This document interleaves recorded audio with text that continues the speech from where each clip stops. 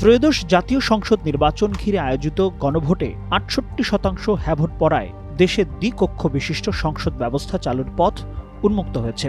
এর ফলে বর্তমান এক কক্ষের জাতীয় সংসদের পাশাপাশি প্রথমবারের মতো গঠিত হবে একটি উচ্চকক্ষ, যার কারণে আইন প্রণয়ন প্রক্রিয়ায় আরও গভীর পর্যালোচনা, ক্ষমতার ভারসাম্য এবং জবাবদিহিতা নিশ্চিত করা সম্ভব হবে।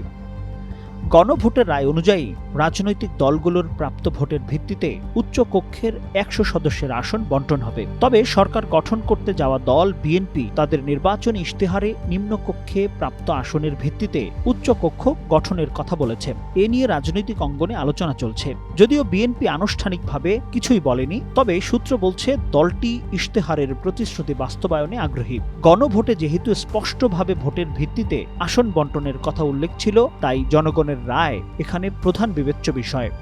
প্রাপ্ত ভোটের ভিত্তিতে হিসাব করলে উচ্চকক্ষে বিএনপি পেতে পারে ৪৮টি আসন এবং বাংলাদেশ জামায়াত ইসলামী পেতে পারে ৩৩টি আসন। অন্যদিকে নিম্নকক্ষে প্রাপ্ত আসন ধরে হিসাব করলে বিএনপি পাবে ৬৯টি এবং জামায়াত ২২টি আসন। ফলে কোন পদ্ধতি চূড়ান্ত হবে তাও নির্ভর করছে রাজনৈতিক বোঝাপড়ার উপর।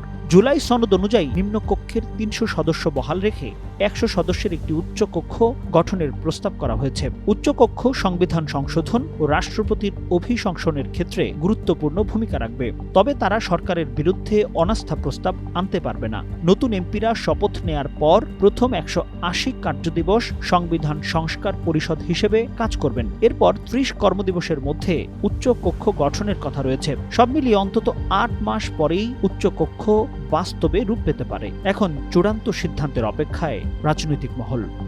মাসুম খান, টাইমস টুডে।